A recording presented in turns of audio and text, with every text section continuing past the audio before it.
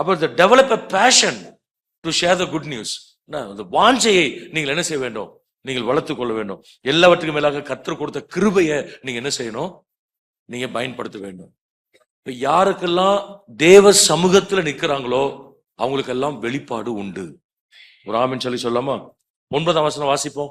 9ஆம் வசனம். நீ எழுந்து சீதோனுக்கு அடுத்த சாரிபாத் ஊருக்கு போய் அங்கே தங்கியிரு, உன்னை பராமரிக்கும்படி அங்கே இருக்கிற ஒரு விதவைக்கு கட்டளையிட்டேன் என்றார்.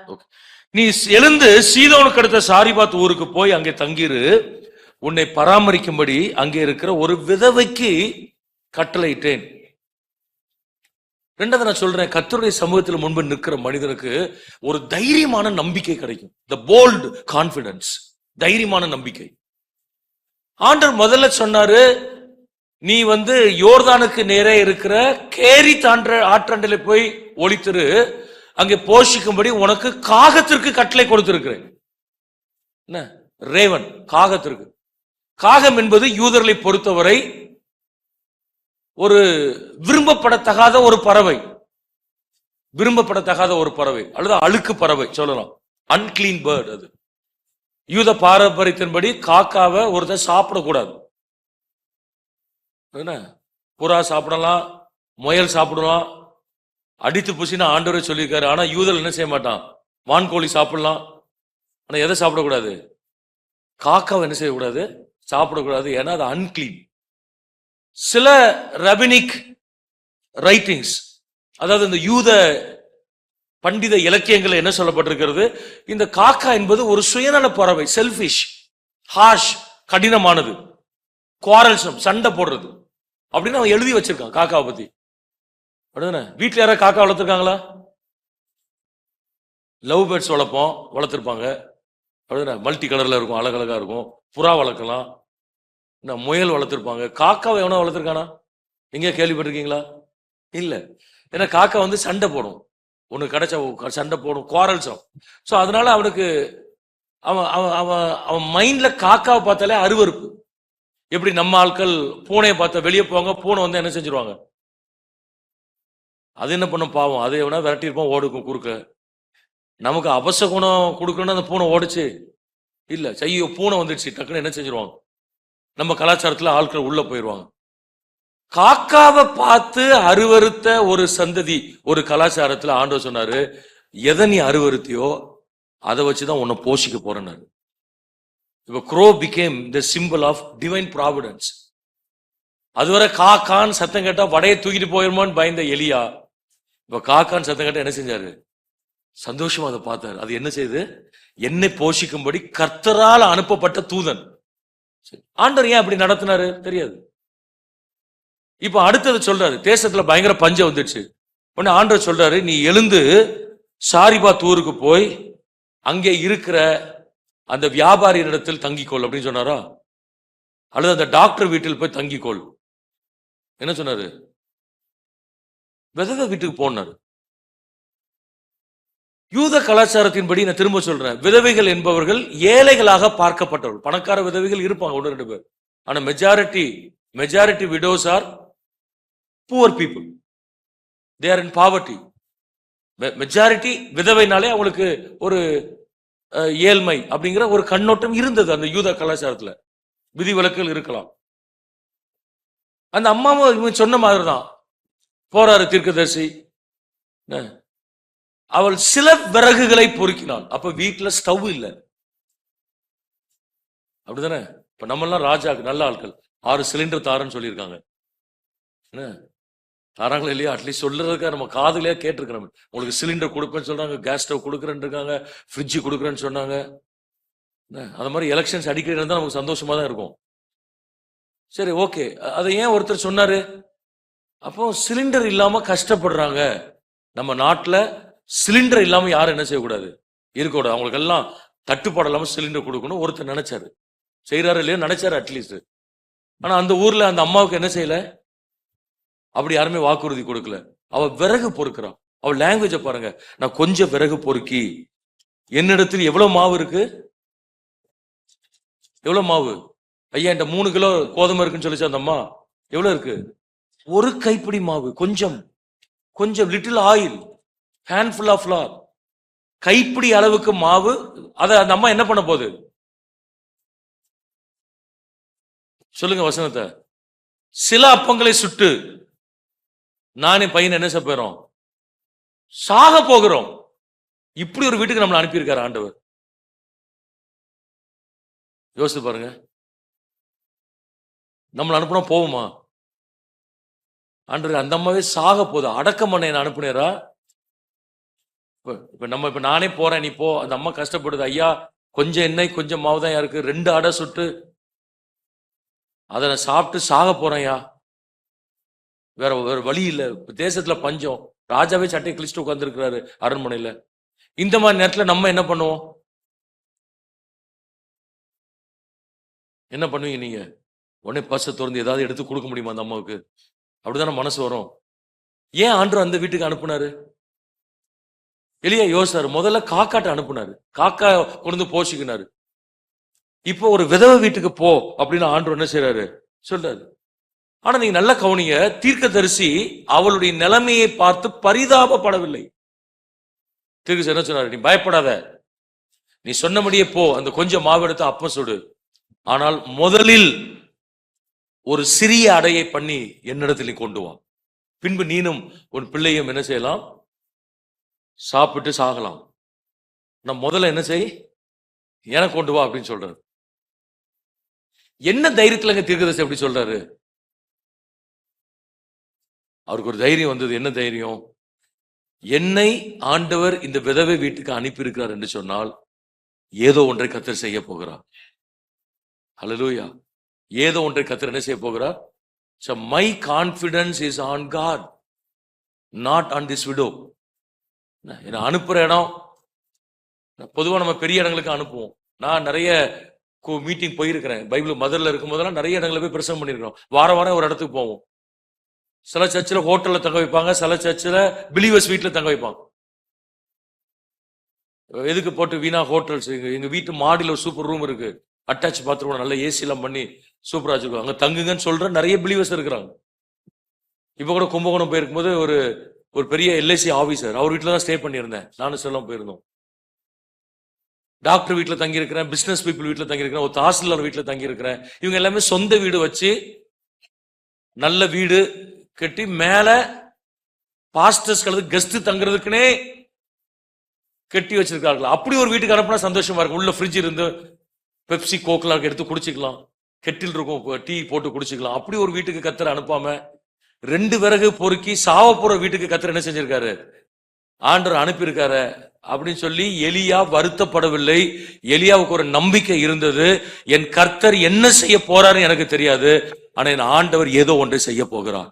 அந்த நம்பிக்கை எனக்கு என்ன செய்கிறது?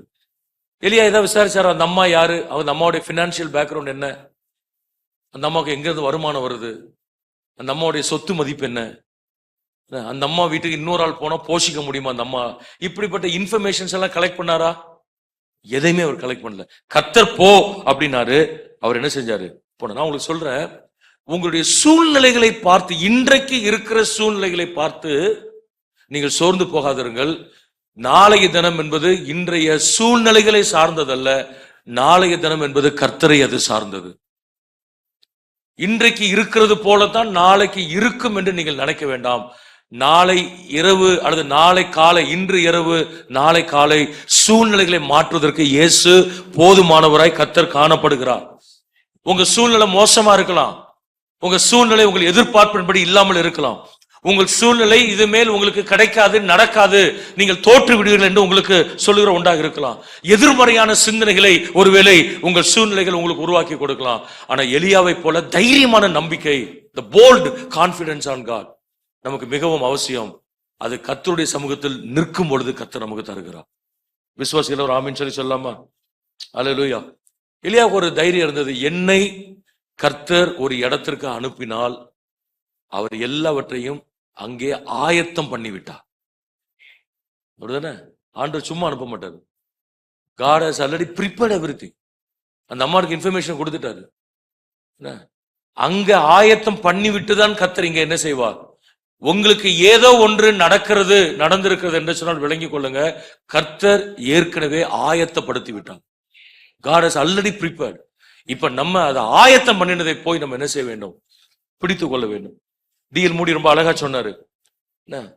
பணத்தை நம்பினால் பணம் உன்னை விட்டு ஒரு நாள் காணாமல் போயிடும். You trust in money, money will be taken one day from you. நீ ஜனங்களை நம்பு, ஜனங்கள் ஒரு நாள் மரித்து உன்னை விட்டு போய்விடுவாங்க. Trust in people, they will tie and leave you one day. Trust in your position, உனக்கு கொடுத்திருக்கிற நல்ல வேலைகளை நம்பு, ஒரு நாள் அவைகளை விட்டு நீ வெளியே வர வேண்டும். எவ்வளவு பெரிய பொறுப்பா இருந்தாலும் ஒரு நாள் என்ன செய்யணும்? நம்ம ரிட்டர்ன் ஆக வேண்டும். ட்ரஸ்ட் இன் யுவர் செல்ஃப், உன் மேலே நீ நம்பு, செல்ஃப் கான்பிடன்ஸ் வைத்துக்கோ. But you will be doom to disappoint.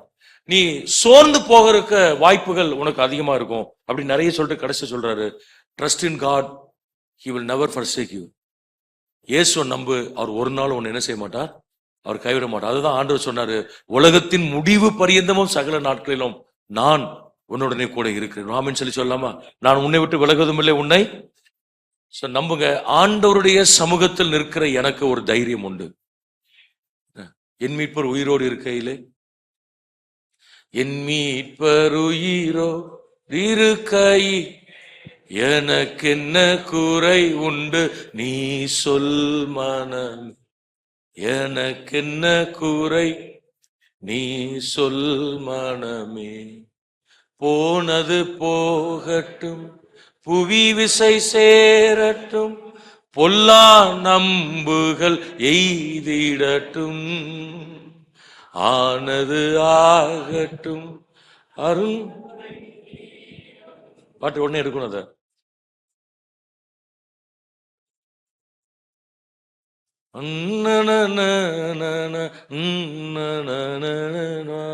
என் மீட்பர் உயிரோடு இருக்கையிலே எனக்கு என்ன குறை உண்டு நீ சொல் மனமே, எனக்கு என்ன குறை உண்டு நீ சொல். நீங்களாம் பயந்துட்டே கொஞ்ச நாளுக்கு எந்த பாட்டு எந்த நேரத்தில் வரும் தெரியலையே. சும்மா வந்தா கூகுளில் சர்ச் பண்ணி எடுத்து வச்சுக்கிறேன். பாடுங்க வீட்டுல போய். என் மீட்பர் உயிரோடு கூட இருக்கும்போது எனக்கு என்ன குறை உண்டு. அல்லேலூயா. பிசாசு சொல்லுவான், உனக்கு அது இல்லை இது இல்லை, எல்லாமே இல்லப்பா, ஆனா என் மீட்பர் என் கூட இருக்கிறார். அப்படி சொன்னதான் உற்சாகமா இருப்பீங்க. ஆமாங்க, எனக்கு அது இல்லைங்க, எனக்கு சாப்பாடு வேண்டாங்க, எனக்கு அது வேண்டாங்க, நான் தூங்க போறேங்க.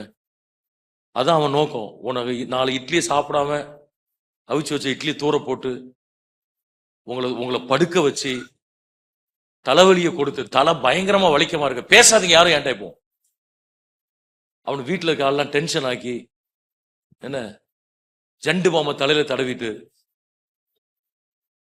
ரூம்ல போய் டமார்னு கதவை அடைச்சு, யாரெல்லாம் பண்ணிட்டு வந்தீங்களான்னு தெரியல, இப்ப வெளிப்பாடை பத்தி பேசிட்டு இருக்கோம் அப்படின்னு உடனே உங்களுக்கு பிரச்சனை எல்லாம் போயிருமா உங்களுக்கு?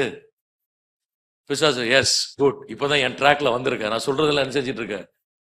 அப்ப இந்த மாதிரி சூழ்நிலை ஒருத்தர் என்ன செய்யணும்? ஒரு விசுவாசி தலை வலிக்குதா, போ இயேசு நாமத்தினால அப்படின்னு சொல்லிட்டு, அந்த மாதிரி நேரத்துல 4 இட்லி சாப்பிட்ற ஆட்கள் எனக்கு 8 இட்லி சாப்பிடணும். அப்படிதானே? 10 நிமிஷம் ஜெபம் பண்ற ஆட்கள் 20 நிமிஷம் ஜெபம் பண்ணணும். ஒரு அதிகாரம் வாசிக்கிறவங்க என்ன செய்யணும்?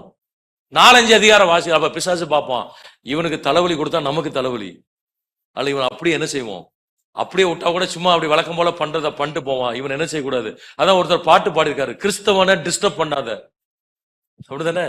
சோ அப்ப பிசாசுக்கு அது தெரியாது. நம்ம வாழ்க்கையில சோர்ந்து போய் பலவீனப்பட்டு இல்ல, எல்லா சூழ்நிலைகளிலும் தைரியமாக இருக்கிற ஒரு கிருபையை கர்த்தர் எனக்கு தருவார். நான் எலியாவை போல கர்த்தருக்கு முன்பாக நிற்கிற மனிதன். I will face every situations. The bold confidence. ஆண்டவருக்கு முன்பு நிற்கிற ஆட்களுக்கு தைரியமான நம்பிக்கை கர்த்தர் தருவார். 11 வசனம் வாசிங்க கடைசியாக. கொண்டு வர அவள் போகிற போது அவன் அவளை நோக்கி கூப்பிட்டு, கொஞ்சம் அப்பமும் உன் கையிலே எனக்கு கொண்டு வா என்றான். கொண்டு வர அவள் போகிற போது கொஞ்சம் அப்பமும் அவளை நோக்கி உன் கையிலே கொஞ்சமும் எனக்கு கொண்டு வா என்றான்.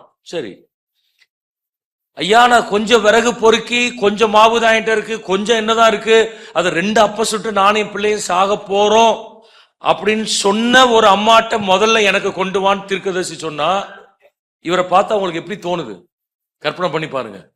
உங்க வீட்டுக்கு நான் வாரேன், பாஸ்டர் நீங்க சொல்லிட்டு வந்திருக்க கூடாது பாஸ்டர், ஒண்ணுமே இல்லையா பாஸ்டர், கொடுக்க பால் கூட இல்ல, காஃபி போட கூட இல்ல, காலைல வச்சு 2 இட்லி தான் இருக்கு, அதை தான் நைட்டு சாப்பிட்டுட்டு தூங்க போறேன், வேற ஒண்ணுமே இல்லை அப்படின்னு நீங்க என்கிட்ட சொல்றீங்க. நான் எனக்கு ஒரு இட்லி கொடு முதல்ல, அதை ஒரு இட்லி எனக்கு கொண்டு வா, பிறகு நீ இந்த மீதம் இருக்கிற ஒரு இட்லி நீ என்ன செய்யலாம் அப்படின்னு நான் சொன்னா உங்களுக்கு என்ன தோணும் மனசுல? சும்மா சொல்லுங்க, ஒன்றும் பிரச்சனை இல்லை.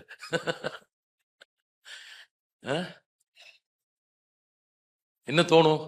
நீங்க சிரிக்கிறத பார்த்தாலே வில்லங்கமா ஏதோ தோணுதுன்னு அர்த்தம். என்ன இந்த எரிகிற வீட்டுல புடுங்கி திங்கான்னு சொல்லுவாங்க பாத்தீங்களா? அந்த அம்மா நினைச்சிருக்காதா, ஆண்டவரே இந்த ஆளை ஆண்டவரை இப்ப அனுப்புனாரு, நானே சாக போறேன், பஞ்சத்துல நான் அடிபட்டு நானே பிள்ளையும் சாக போறோம், எவ்வளவு நாளா கஷ்டப்பட்டு இருக்கோம், சரி சாகும் போதாவது பையனுக்கு நல்ல சாப்பாடு கொடுக்கணும்னு நினைச்சது அந்த அம்மா. நம்ம பாராட்டணும். ஏன்னா நம்ம செத்துக்கு அப்புறம் எவனா இந்த மாவை எடுத்து சாப்பிட்டுருவான். இந்த தேசத்துல பஞ்சம், கொடுமையான பஞ்சம். சோ நம்ம மாவை காலி பண்ணிட்டு சாவோம், சாவதே சாக போறோம், மாவை என்ன செய்வோம், அதுல 2 அப்பத்தை சுட்டு பிள்ளைக்கு ஒரு 1.5 அப்பத்தை கொடுத்து சந்தோஷமா அவன் சாகட்டும் அப்படின்னு நினைக்கிற நேரத்துல ஒரு ஆள் யாருன்னு முன்ன பின்ன தெரியாத ஒரு ஆளு தீர்க்கதரிசிங்கிற பேர்ல வீட்டுக்கு நீ சாப்பிடுறது சாகிறதெல்லாம் இருக்கட்டும், முதலில் ஒரு அடையை எனக்கு செய்து கொண்டு வான்னு பிடிவாதமா நிக்கிறாரு அப்படின்னு அம்மா யோசிச்சிருக்காதா? கண்டிப்பா யோசிச்சிருக்கும். நீங்க நல்லா கவனிங்க, ஏன் தீர்க்கதரிசி அதை சொன்னாரு? கொஞ்சம் அப்பமும் உன் கையிலே எனக்கு கொண்டு வா. நல்ல கவனிங்க, கர்த்தருக்கு முன்பு நிற்கிற மனிதனுக்கு கிடைக்கிற இன்னொரு ஆசீர்வாதம் என்ன தெரியுமா? அவன் பிறரை ஆசீர்வதிப்பான். blessing others.